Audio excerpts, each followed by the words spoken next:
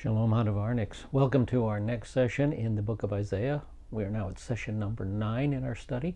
We're working our way through the book of Isaiah using REL Ministries exegetical outline notes on the book of Isaiah, compiled by Dr. Arnold G. Fruchtenbaum. All right, time for our review of last session.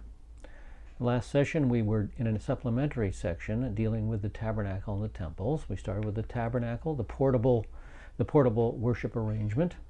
It was constructed in 1446 BC and it existed until 960 BC. Then it was replaced by the permanent worship structure, the permanent worship arrangement, the first temple, Solomon's temple, 960 BC to 586 BC. And there's a drawing of Solomon's temple, how it may have looked, something like that. Well, Solomon's temple lasted until 586 BC when the Babylonians destroyed the temple and Jerusalem. And so during the 70-year exile to Babylon from 586 to 516 BC, there was no temple sitting upon the Temple Mount. However, we soon returned to Israel after the 70-year exile, and the second temple was built. It was built by Zerubbabel, enlarged by Herod, and visited by Yeshua in the 1st century. It was built in 516 BC and it lasted until 70 AD when the Romans destroyed Jerusalem and the temple. Now the temple went through 2 stages. This temple went through 2 stages. The first stage was Zerubbabel's temple. This is the first version. It was a very modest temple. But then along came Herod, and Herod redid everything up grand. He enlarged the temple platform and he remodeled the temple into something that was a wonder of the world. So here's a close-up of what we believe Herod's temple looked like in all of its grandeur. Quite an amazing complex. Well, again, in 70 AD, the Romans destroyed the temple and Jerusalem. And so from 70 AD until the present, there has been no temple on the Temple Mount. Today, the Dome of the Rock, which is an Islamic shrine, sits on the Dome of the Rock in probably the exact location that the temple occupied. And so here's a picture of the Dome of the Rock, again, sitting where the temple should be sitting. And this aerial view shows you a shot of Herod's platform, how it looks today. And again, the gold dome of the rock sitting where the temple should be sitting. We also know that there will be a third temple during the tribulation period. The tribulation period that has to be up and functioning by the middle of the tribulation period. That's about all we know about this temple, and then it will be desecrated by the Antichrist. It will survive the tribulation period only to be destroyed, and then the 4th temple will be built by the Messiah. The millennial temple will be built by the Messiah and stand during the kingdom. And we have enough information from Ezekiel to do a floor plan of this temple. Here is a floor plan in the ESV Study Bible. And we also know from Ezekiel 40 to 48 that the temple will sit in the middle of a 1 square mile complex. Quite a huge complex compared to what we had today. Then Isaiah received his commission in verse 8. Then I heard the voice of the Lord saying, "Whom shall I send, and who will go for us?" Isaiah answers, "Here I am, Hineni, send me." Answer of faith. And then he receives his commission. Go and have an unsuccessful ministry. Go, tell this people, keep on listening, but do not perceive. Keep on looking, but do not understand. Render the hearts of this people insensitive, their ears dull, their eyes dim.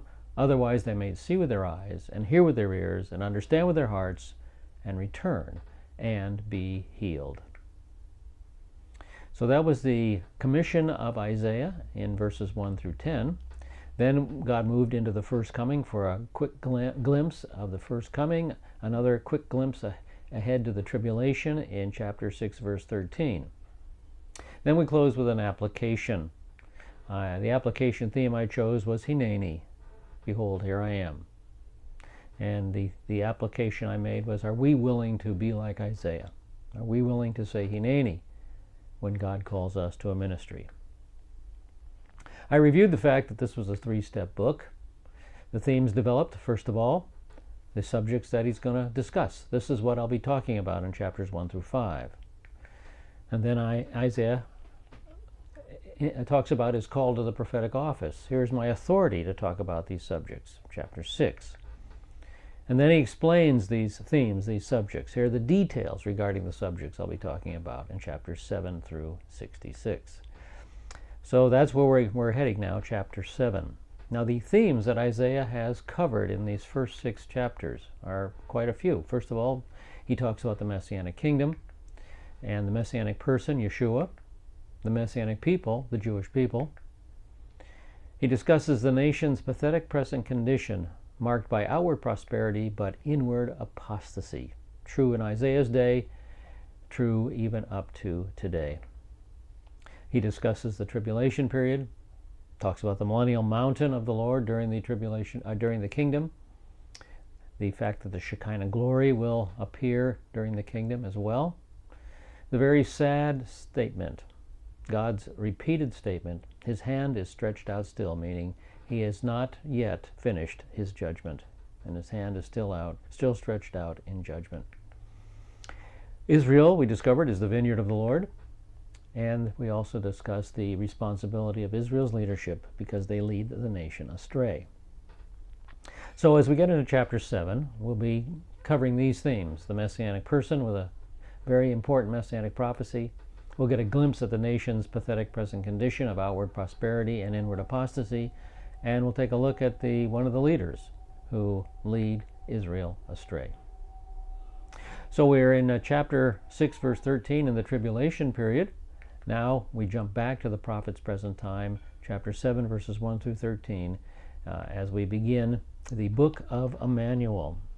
This section is called the book of Emmanuel, chapter 7, verse 1 to chapter 12, verse 6. That's because the name Emmanuel will come up 3 times in these 6 chapters. So we begin with the coming birth of Emmanuel. This happened during the reign of Ahaz, who was Judah's current king. He was the worst of the 4 that Isaiah ministered under. He combined worship of Baal, Moloch, the Lord, and the golden calf into one great big stew. All right, before we go into the text itself, let's take a quick look at the people and places we're going to discuss in Isaiah chapter 7. First of all, we're going to encounter Judah, the southern kingdom, located down here, kind of toward the bottom of the map. The king is Ahaz. The capital is Jerusalem, to the northern end, up at the northern end of the territory. And the nature, Ahaz was the worst king that Isaiah prophesied under. Secondly, we'll look at Israel, or it's often called Ephraim. That's the northern kingdom located within the circle here. The king is Pekah, son of Remaliah. The capital is Samaria, just north of Jerusalem, just a little bit north of Jerusalem. Moving north, we then come to Aram, also known as Damascus or Syria. It butts up against the northern kingdom to the north. The king was Rezin. The capital is Damascus, located in about the center of the country. North of Damascus, we see the tip of the Assyrian kingdom coming down. Assyria is our next country. It will be called the Bee in Isaiah chapter 7. And it is rising in power. So that is just the tip of Assyria coming down. Assyria will soon conquer the entire Middle East. The king is Tiglath-Pileser III. The capital is Nineveh, but Nineveh is way, way off the map to the north and to the east. And then finally, to the south, we will encounter Egypt. Egypt is called the Fly in Isaiah 7. To the south of the southern kingdom on its southern border. Alrighty, well, let's take a look then at the text itself. The coming birth of Emmanuel. The section begins with an explanation of the threat to the house of David in chapter 7, verse 1. Now it came about in the days of Ahaz, son of Jotham, the son of Uzziah, king of Judah, so Ahaz is king of Judah, that Rezin, king of Aram, Rezin is the king of Aram, and Pekah, the son of Remaliah, king of Israel. Pekah is the Jewish man over Israel. Rezin is the Gentile man, Gentile king of Aram. Remember that. Pekah is the Jewish king of Israel. He was the king of Israel, and they went up to Jerusalem to wage war against it, but could not conquer it. So in the days of Ahaz, Rezin and Pekah come against Jerusalem. Now, what's the background of this attack? Well, the background is the need for an alliance against Assyria. Assyria, as we saw on the map, is rising in power. And the smaller kingdoms feel they need to unite for strength. And of course, the two smaller kingdoms here are Syria and Israel. They go to Judah, ask Judah to join the alliance, and Judah refuses. Ahaz refuses. So the response is an attempt to depose the house of David, not just Ahaz, but the whole house of David, and set up a new dynasty, the dynasty of Tabeel. If this is successful, it will destroy the Davidic Covenant. Keep that in mind. Now it states that the text states that Israel could not prevail against it. In other words, the initial attack fails. Now here's the initial attack strategy that failed. The strategy was to split their forces. Damascus, or Syria, or Aram, would go against Eilat. They would send their forces down south. Apparently there were a lot of Judeans living in Eilat at this time, and that area was dominated by Judah. Damascus would come against Eilat, and Samaria would come against Jerusalem. So they'd split their forces and take on two different objectives. That was the original strategy. But while Syria does take Eilat, Israel fails to take Jerusalem. And that's described for us in 2 Kings 16, verses 5 and 6. Eilat will fall to Syria, but Jerusalem will not fall to Israel. 2 Kings 16, 5 and 6. Then Rezin, king of Aram, and Pekah, son of Remaliah, king of Israel, came up to Jerusalem to wage war, and they besieged Ahaz, but could not overcome him.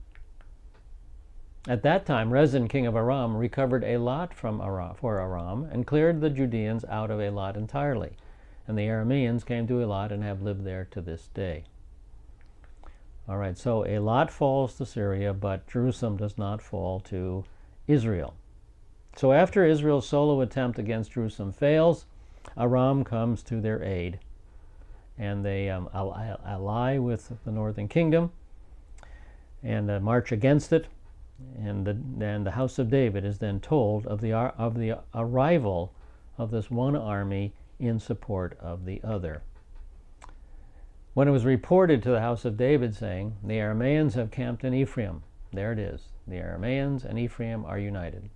His heart and the heart of his people shook as the trees of the forest shake in the wind. And so here is our second military strategy of Isaiah 7:2. The combined forces of Damascus and Israel come against Jerusalem. We couldn't beat them alone, but together we'll do the job. Together we'll be strong enough to do the job. So this is told to the house of David, and there are two threats to the house of David. First, there's a threat to Ahaz, because he's the one personally going to be deposed and killed. And then there's a threat to the house of David, because there's an attempt for a dynastic change, not just get rid of Ahaz. So they want to destroy the dynasty of David. That means they want to kill all the male members of David's household, if not every member of David's household. So the house of David is directly threatened with death, as well as Ahaz. And so their response is trembling. And you can understand that. But this trembling is happening because of a failure to trust in the Word of God. They're not trusting the Davidic Covenant. So this is a good time to just quickly review the Abrahamic Covenant and how the Davidic Covenant relates to it, and what are the provisions of the Davidic Covenant. So the Abrahamic Covenant was made with Abraham in Genesis 12, 13, 15, and 17. It was then confirmed through one of his sons, through Isaac, not Ishmael, in Genesis 26. It was then confirmed to one of Isaac's sons, Jacob, not Esau, in Genesis 28. And then it was confirmed to all 12 of Jacob's sons in Genesis 49. And that, of course, is the definition of who is a Jew. That's a perennial question we're asking in the Jewish community. Who is a Jew? Well, the biblical definition would be a member of a family, a descendant of Abraham, Isaac, and Jacob. Someone descended from Abraham, Isaac, and Jacob. And that's exactly what Amos 3:2 says. talking to Israel, God says, "You only have I chosen among all the families of the earth." So the Jewish people are the chosen family.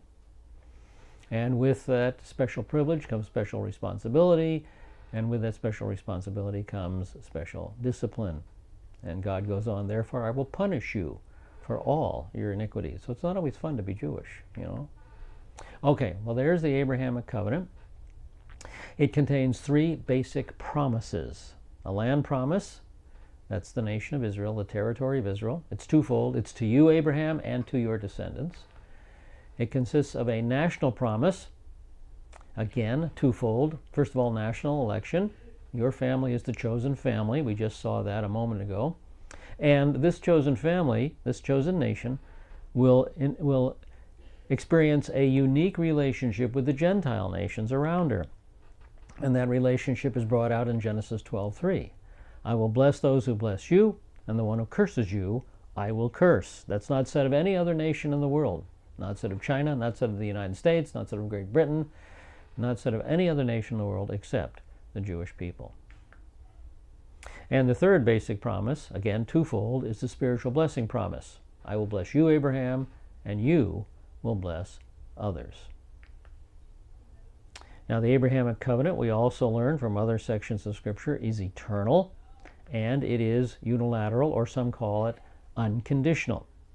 When we say the covenant is unilateral, what we're saying is that only one party is responsible for the fulfillment of the covenant, and that one party is God himself. The fulfillment of the covenant does not depend on the obedience or disobedience of the Jewish people. It depends on the faithfulness of God. Now, there will be discipline for disobedience to the Abrahamic Covenant, but that does not mean the covenant will go unfulfilled. It will be fulfilled through the power of God alone. It is a unilateral covenant. Now, the eternal and unilateral Abrahamic Covenant, consisting of three basic promises, is expanded and developed by three additional eternal and unilateral covenants God made with the Jewish people. So the land promise is expanded and developed by the land covenant of Deuteronomy 29 and 30. The national promise expanded and developed by the Davidic Covenant, 2 Samuel, 1 Chronicles, Psalm 89. And the spiritual blessing promise expanded and developed by the new covenant of Jeremiah 31, Ezekiel 36. Now, what we're looking at here is the Abrahamic Covenant with its national promise expanded and developed by the Davidic Covenant. The Davidic Covenant is the covenant being challenged right here. All right, what are the details then of the Davidic Covenant? Here is an overview of the Davidic Covenant. We will look at the four eternal aspects that God promises to David. We'll give you an explanation and a short comment of significance. So the first eternal aspect promised to David is an eternal house, a dynasty. In other words, this relates to David's family. In other words, David's family will produce a succession of kings. The second eternal aspect is the eternal throne. This speaks of the royal authority of David's family to govern. So this succession of kings will always govern. Who will they govern? This is the third eternal aspect that God promises to David. He has promised an eternal kingdom. That's the Jewish people in the land of Israel, the nation of Israel. And the fourth eternal aspect is an eternal person. That's a reference to Yeshua, and all this will culminate in the eternal person, the Messiah. And so a one-sentence description of the Davidic covenant could go this way: a succession of kings will always govern the nation of Israel, culminating in the Messiah.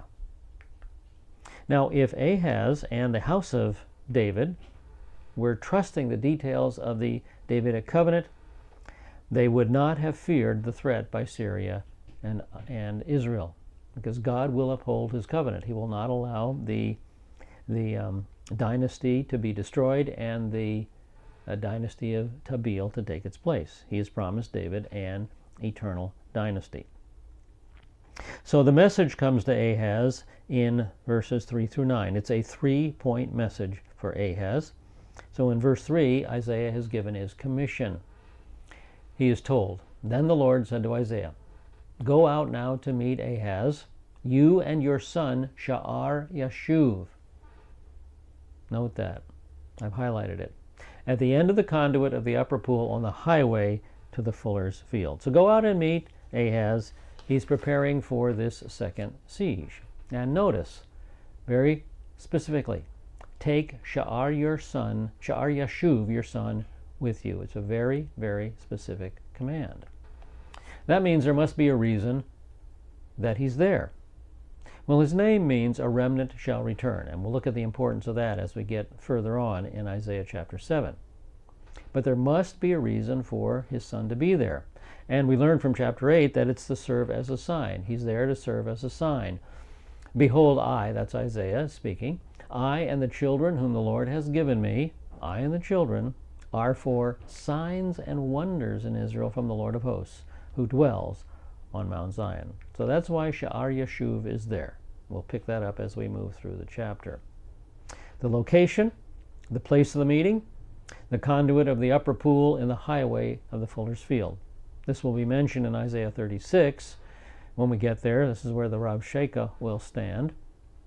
And the fullers were cleaners of woolen fabric, so there's got to be water there. And so it is quite obvious that Ahaz is expecting the water supply for the second invasion. So he must be at the Gihon Spring. Now, when we look at this map, please note that Hezekiah's tunnel, it did not exist at this time. Hezekiah was the next king. Hezekiah was not on the throne at this point. So the king is, here's the city of David where the king lived, and then here is the Gihon Spring. That's the main water supply for the city of Jerusalem. And flowing from the Gihon Spring to the south is the old aqueduct that was in existence before 700 BC, before Isaiah came on the scene. So this is the old aqueduct. This is what Ahaz must be looking at, somewhere in this area from the Gihon Spring south to the pool there. Here's another map, shows the same information. Here's the city of David where the king lived, and then the Gihon Spring, which is the key major water supply, maybe the only water supply for Jerusalem. Then this is what we're looking at, the Jebusite water tunnel flowing to the south, down to the lower pool or the old pool or the king's garden, whatever it's called down there, whatever was exactly existing down there. So the king was somewhere in this area from the lower pool to the Gihon Spring. Maybe he was inspecting the whole area. The fuller's field was probably down by the pool there, by the pool of Siloam, somewhere in that area. But again, please note, while the map shows Hezekiah's tunnel, during the time frame that we're looking at here, during Isaiah's day, the tunnel built by Hezekiah did not exist. All right. So then in verses 4 through 6, the plot against the house of David is elaborated. First of all, a comfort. The elaboration starts with a comfort given to Ahaz. Ahaz is told, "Take care and be calm, have no fear, and do not be faint-hearted." He's told to take care. In other words, be on your guard. This is a warning to the king against action that might estrange him from God. And that's very needed because Ahaz was a wicked man. He's told to be calm and be quiet. He exhorts the king to calmness, a calmness that is secured by confidence in God. That's pretty hard for Ahaz to do. And throughout the book of Emmanuel, there's going to be a contrast between the quiet and the noise.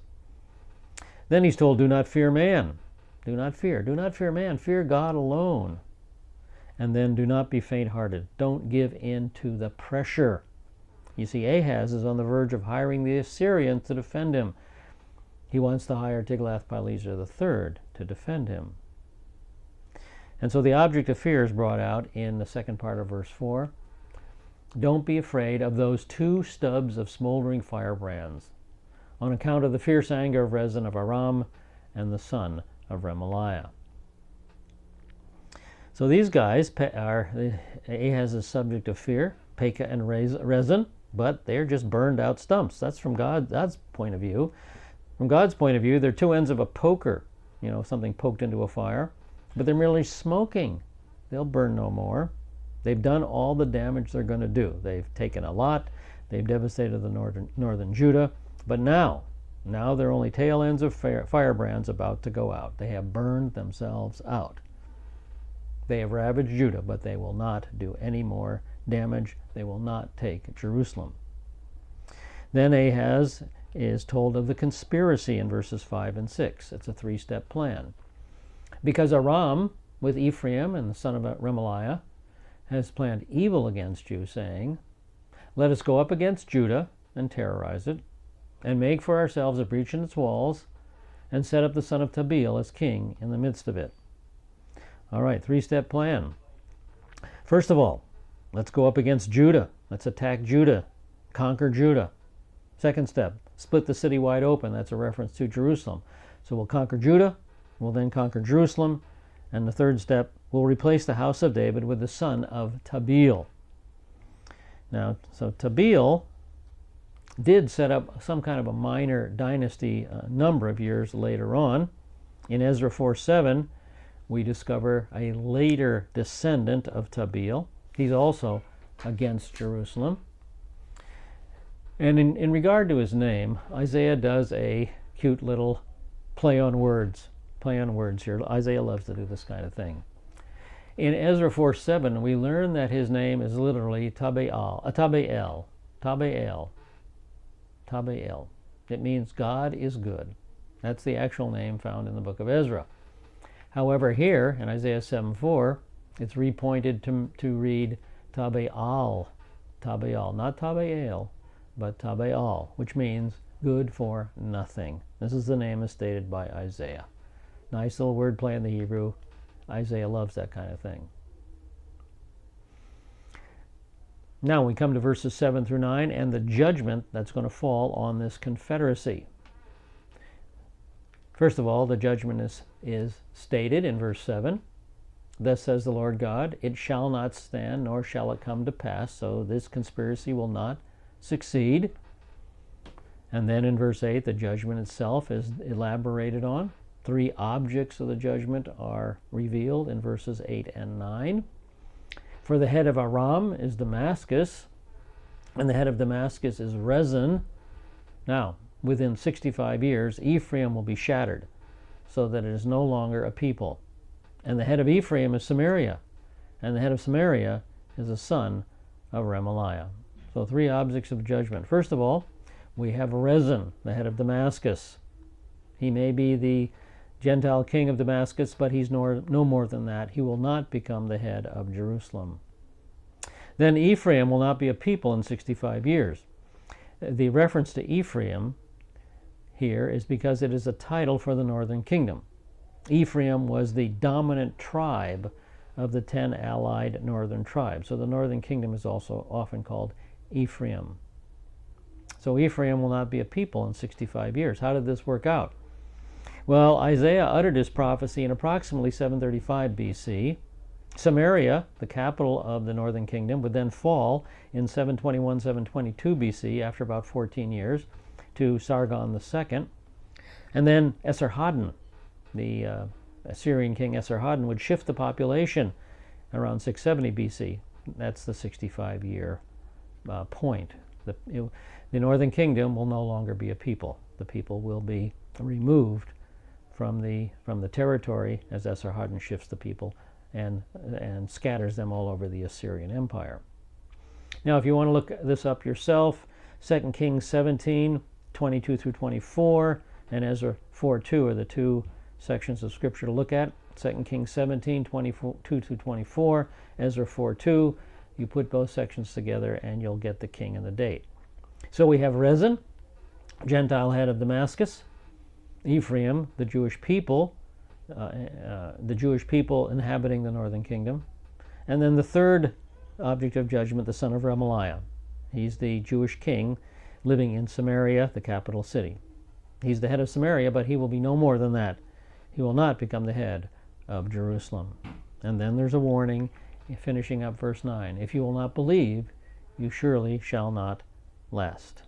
Here's a warning of judgment. Now this warning is to the house of David. Back in verse 2, remember, it was the house of David that is terrorized by the threat. because of the threat to depose the entire house of David and set up a new dynasty. Now Ahaz is the current head of the house of David, but this goes beyond him. Isaiah is speaking in the plural to the entire house. If we expand the verse to show the plural pronouns, he says, "If you all, house of David, will not believe, then you all surely shall not last." Now, unfortunately, Assyria is Ahaz's trust. If Ahaz saw God, he would not see Pekah and Rezin. But he looks at Pekah and Rezin, and he can only see Assyria as his deliverer. However, the promise has been given, and the promise is assured. These two guys are not going to do any damage. And now God proceeds to encourage Ahaz's faith and trust in him by letting him produce a sign, by offering him a sign. And this is in verses 10 through 17. So the offer of the sign is in verses 10 and 11. Then the Lord spoke again to Ahaz, saying, "Ask for a sign for yourself from the Lord your God. Make it as deep as Sheol, or as high as heaven." Deep as Sheol, or as high as heaven. What's it going to take for Ahaz to believe that God will deliver him? Now, it's very important that we see the interplay between Ahaz's references to the house of David as a whole and a remark made to Ahaz as an individual. Now, this is brought out in the Hebrew. In the Hebrew, there's the singular you and the plural you. There's you and you all. We just saw that a moment ago. So let's read verses 10 and 11, emphasizing the singular pronouns. Then the Lord spoke again to Ahaz. Okay, singular. "Ask a sign for yourself, Ahaz, from the Lord your God," from Ahaz's God. "Make it as deep as Sheol, or as high as heaven." And Ahaz gets the message. I mean, he's fluent in Hebrew. He says, "I will not ask, nor will I test the Lord." This is directly aimed at Ahaz. It's very emphatic. Ahaz personally is offered this sign. So please note, in spite of Ahaz's unbelief, the Lord is his God by virtue of the covenant relationship God has with the Jewish people. The Abrahamic Covenant expanded and developed through the Davidic Covenant.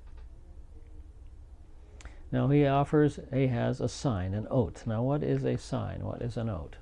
In the Old Testament, the Hebrew word oath is used with several shades of meaning. We'll just look at this quickly. This is from the New Bible Dictionary.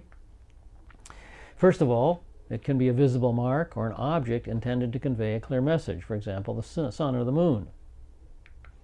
And secondly, it can be an assurance or a reminder. For example, the rainbow in Genesis 9:12. Thirdly, it can be an omen named by prophets as pledges of their predictions. And the first example they share here is the death of Eli's sons, 1 Samuel 7:23. And fourthly, it can speak of the works of God. When the word sign is used in the plural together with wonders, mofet, the events are understood to be the works of God, or attestations of his active presence among his people. So that's four uses of the word. The use we're looking at here in our context is number 3. A sign is an omen named by the prophet as a pledge of their predictions, a promise, a pledge that the prediction is going to come to pass. And here the writer in the New Bible Dictionary has included the young woman with child of Isaiah 7:10 through 14. So that's exactly what we're looking at here. This is an omen named by the prophet to guarantee that the prediction will come to pass. Now, in context, this sign, this oath has to be miraculous. Why? At least 4 reasons. It has to be miraculous, number 1, because the source is God. The source is not man. Man cannot produce miracles, but only God can. The source is God. So we have the proper source, the proper power behind the miracle. Secondly, Ahaz is given unlimited boundaries. Mankind can't do that. I can't promise somebody unlimited boundaries, but God can. And unlimited boundaries means you're not limited by the space-time, what's the word I'm looking for there? Space and time continuum that we're limited to. We're limited to space and time, but God is not. So Ahaz is given unlimited boundaries. 3, it would take a miracle to convince Ahaz. The guy's attitude is so bad, he is such an ungodly king, that it's going to take something to change his mind. Fourthly, the nature of the sign is crucial to the prophecy. If it's not miraculous, then the whole prophecy falls apart. The whole prophecy falls apart and is robbed of all its power. So the sign has to be miraculous. Well, what does Ahaz do here? Well, Ahaz rejects the offer in verse 12. But Ahaz said, I will not ask, nor will I test the Lord. So Ahaz gets super spiritual here. He's appealing to Deuteronomy 6:16. Deuteronomy 6:16 says, you shall not tempt the Lord.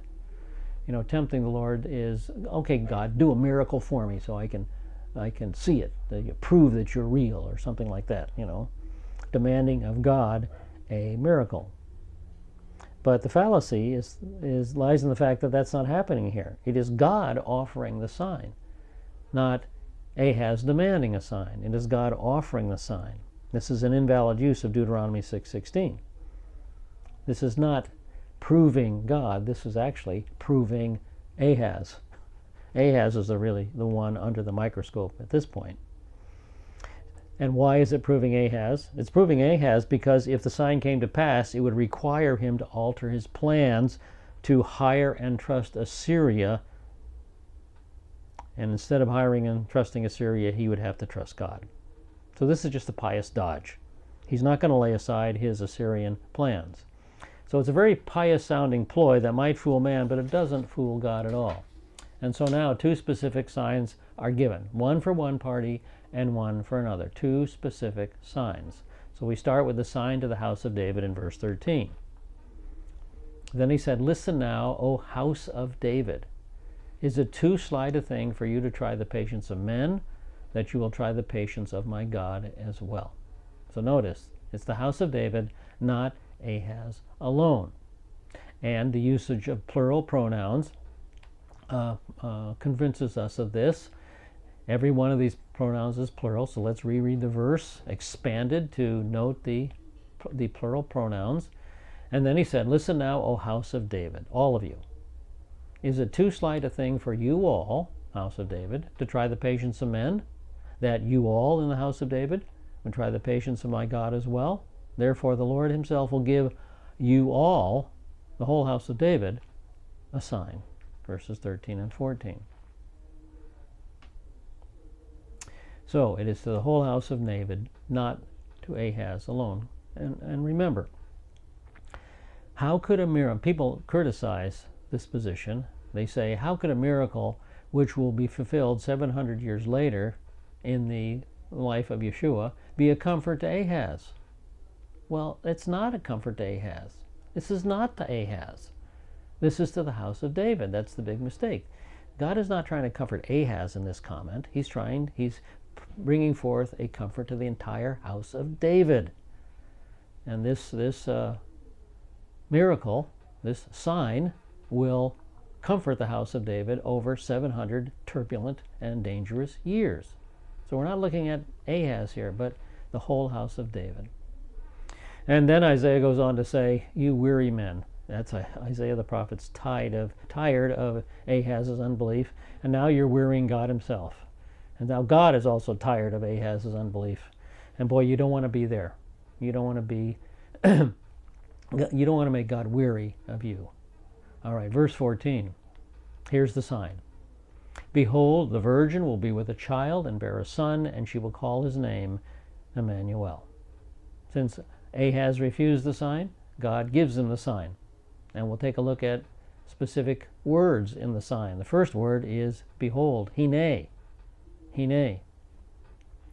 This is a demonstrative article directing our attention to a person or an object. What is the person? What is the object? The virgin. Behold the virgin. Now this may be past, present, or future. But if it's used with an active participle, it is future. Will bear a son. That's an active participle. And Isaiah uses this construction 43 times, always future, except for one time. So what is the point of all I've said here? The point is the conception is future and the birth. behold, the virgin will be with child, conception in the future, and bear a son, birth in the future. Birth in the future. So the conception is future, and it is in her virginity. She is a pregnant virgin. That requires a miracle. That's not a normal human experience. The next word we have to look at is the virgin, Almah. And as we look at Almah, we have to discuss a second word that's come into the debate, and that's the word Betula. Betula. Now, what's the debate here? Well, Almah has been an object of debate as to its meaning, because the rabbis say that Almah does not mean virgin. It just simply means a young woman. But believers say that it means virgin. And the opponents say that Betula means virgin, and that's the word that Isaiah should have used. Instead, so he didn't mean, our opponents say, he didn't mean virgin when he used the word Almah. If he meant the word virgin, he would have used the word Betula. All right, I hope that's clear. So let's start by examining Betula. This is the rival word to Almah. Now, Betula in modern Hebrew does mean virgin. That's 21st century Hebrew. But we're not looking at 21st century Hebrew here. We're looking at classical Hebrew. We're looking at biblical Hebrew. And in biblical Hebrew, the general meaning of Betula was a single girl without reference to age, just a young woman. So let's take a look at the definition of Betula. And again, this is from a Jewish source. I'm not trying to impose anything upon the Jewish community here. This is our book, Encyclopedia Judaica, in the article Virgin or Virginity. Here you will read, the biblical Betula, usually rendered virgin, is in fact an ambiguous term, which in non-legal context may denote an age in life rather than a physical state. All right, Isaiah is a prophetic context. It's a non-legal context. So that would tell me that Betula is an ambiguous term speaking of age, not so much of the state of virginity. In legal context, however, the article goes on, Betula denotes a virgin in the strict sense. Well, remember, the book of Isaiah is not legal literature. Therefore, this sentence doesn't apply in the current argument. Therefore, the term would not be the best word for Isaiah to use, because the term is ambiguous in the prophetic context. So this is why Isaiah did not choose Betula. Instead, he chose Almah. It's the better word. This is not legal literature, so it's an ambiguous term in prophetic literature. All right, sometimes, see, it's ambiguous, so sometimes it needs a descriptive clause to ensure we understand what it means. Genesis 24:16 is an example. This is non-legal context. The girl was very beautiful, a Betula. She was a young woman. Is she a virgin? We don't know. Betula doesn't tell us. It's ambiguous. How will we learn? Well, if somebody gives us some additional information, then we can find out. And that information is supplied. And no man had relations with her. Aha! Now we know that this Betula is a virgin. So the term here speaks of virginity, and we only know of it because of the additional information that we're given. Judges 21:12, another example. And they found among the inhabitants of Yabesh Gilead 400 young Betulot, plural, 400 young girls. Are they virgins or not? We don't know until we get this additional information. Who had not known a man by lying with him. Ah, okay. You're speaking of Betula as a virgin here. Now we know. See, it's an ambiguous term that needs further explanation. In addition, the term can speak of non-virgins. So let's take a look at Betula in the Hebrew Bible. We'll look at the scripture. We'll look at does it speak of a state or age? We'll look at the context, and we'll make a remark. So the first section of scripture is Joel 1:8. It speaks of the age of the girl. It's a young girl. The context is marriage, because she speaks of her Baal, her husband. So the point, she was widowed young, early in her marriage.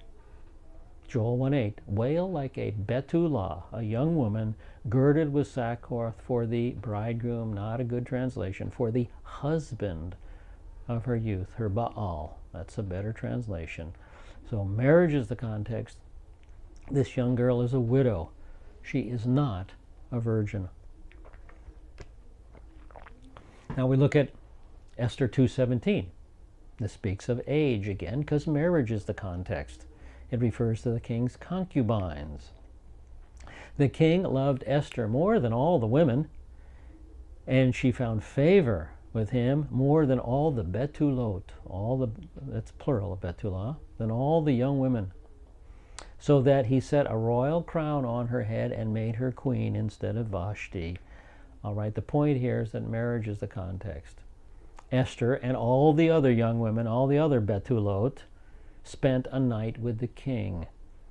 And it's after her night with the king that Esther becomes queen. So marriage is the context here. These women are not virgins. Genesis 24:16 speaks of the state of virginity.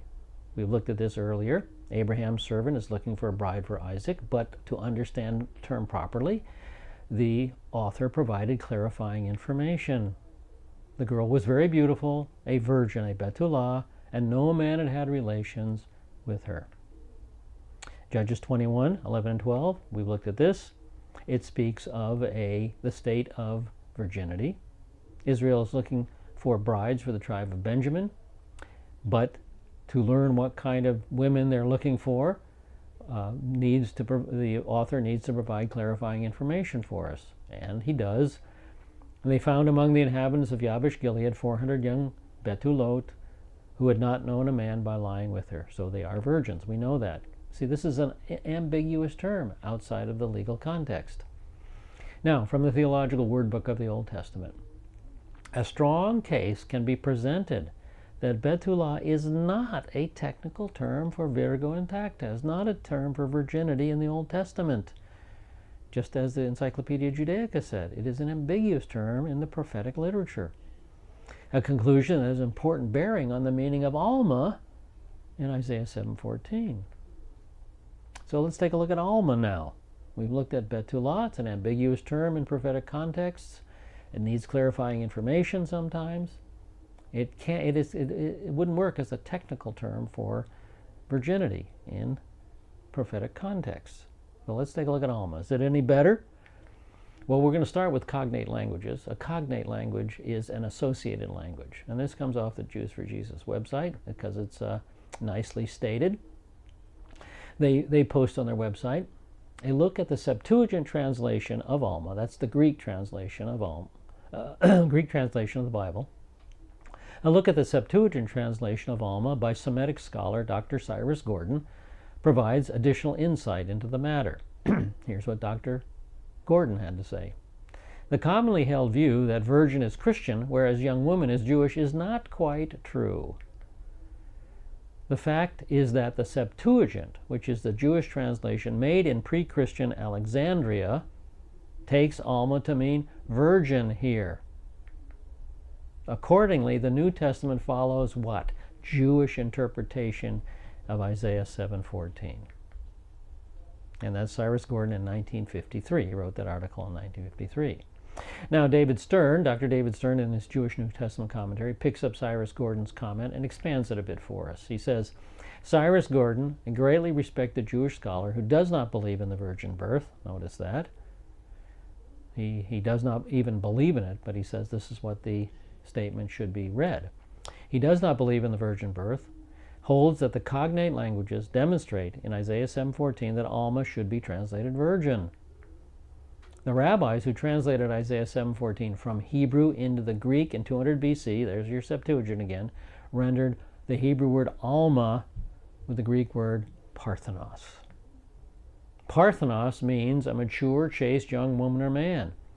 And they chose this word 200 years before Jesus became an issue. So though the Septuagint translates the term as virgin. Well, let's take another look at the use of Almah in the Hebrew Bible. We'll use the same technique. We'll look at Scripture. We'll see if it refers to a state or an age. We'll look at the context and make a remark. So first scripture we look at is Genesis 24:43. It speaks of the state of virginity. Abraham's servant is praying about Isaac's bride. Now, is he uttering a careless prayer? Is he saying, "Oh Lord, just send any woman along? Send a prostitute, send a promiscuous woman, send an adulteress. I don't care. Just send somebody along so I can get this job over with and get Isaac a bride." Is that his prayer? No. He's praying for the very best young girl to come along to be Isaac's bride. He wants Isaac to be married to a virgin. And Exodus 2:7 and 8 deals with Moses' sister's Miriam. We really can't tell for sure whether it's speaking of the state of virginity or the age of the girl. We know she's older than Moses, and she's single, it appears. So best we can do is assume that she's a virgin. It all appears that she's a virgin, but we can't definitely prove it from Exodus 2 verses 7 and 8. In Psalm 46:1, in the title, it speaks of the state of virginity, because the context is the temple choir, and this is worthy young women singing in the temple choir. They are not prostitutes, they are not promiscuous, they are not adulterers, etc. They are worthy young women. And in Psalm 68:25, again speaking of virginity, the context is the temple worship procession. Again, worthy young women. These aren't prostitutes, these aren't adulteresses, they are not promiscuous young women, they are virgins, worthy young women in the temple worship procession.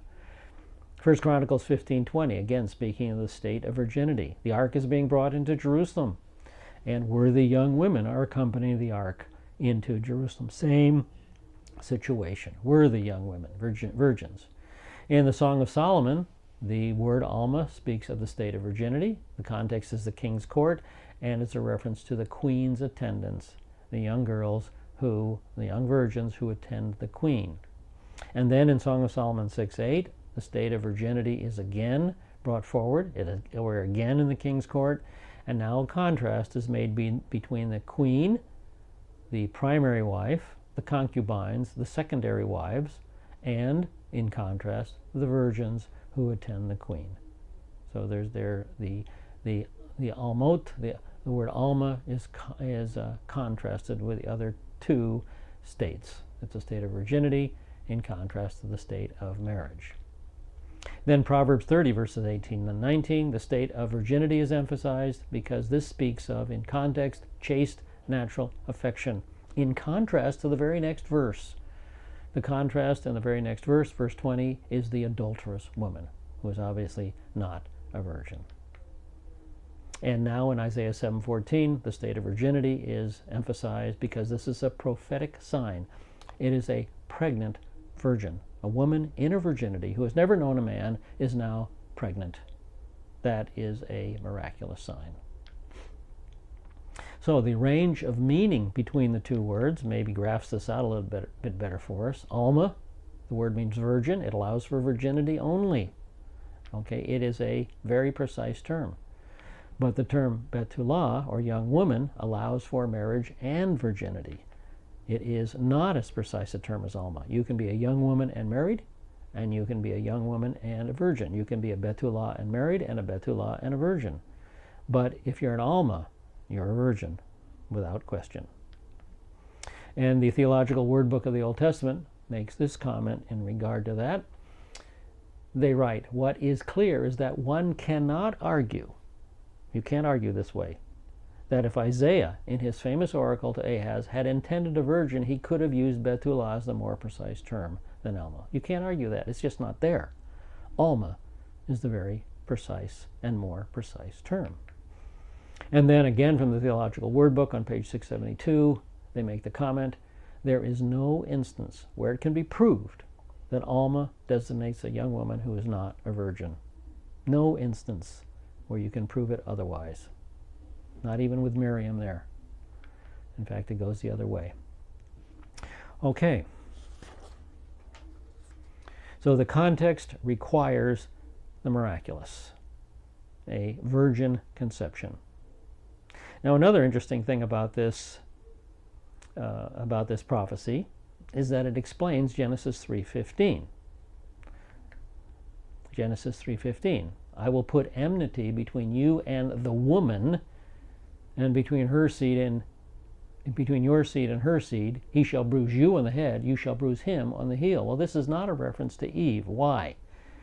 Because the woman here is not Eve, because Eve's son never bruised Satan. Okay, so the reference here is not to Eve. Who is the woman? That's the mystery. Who is the woman? Now, the definite article is used in the Hebrew, and the definite article says the virgin. The virgin will conceive. Okay, makes it definite. Almah. Ha is the word for the. The virgin will conceive. And here's what we learn a little bit about Hebrew grammar and the usages of the definite article the. This is from the Hebrew Bible Insert, a student's guide to the syntax of biblical Hebrew. We read in paragraph number 1.4.3c, a noun may be articular. It may have the definite article because it refers to a person or event known to the original audience, although unknown to us and unexplained in the text. So the article may be there to point out a known event to the original audience. Okay, and the example that they give is Shenatayim lifnei hara'ash, 2 years before the earthquake. Okay, it's a special event, the earthquake, that everybody knew about. We maybe don't understand what they're talking about in Amos 1:1 when they say the earthquake, but Amos's audience did, and that's the point here. The Almah, the virgin. Who is it talking about? Well, we start with the law of immediate context. Does Almah, does the person or event apply to someone or something mentioned in the immediate context? Is there a woman in the immediate context? Isaiah 7:14, no woman is mentioned in the immediate context. So that means we have to go to the law of previous mention. Does the person or event, Almah, apply to someone or something the original audience knows about? And yes, Isaiah 7:14, yes, the woman of Genesis 3:15. I will put enmity between you and the woman. Who is she? Who is she?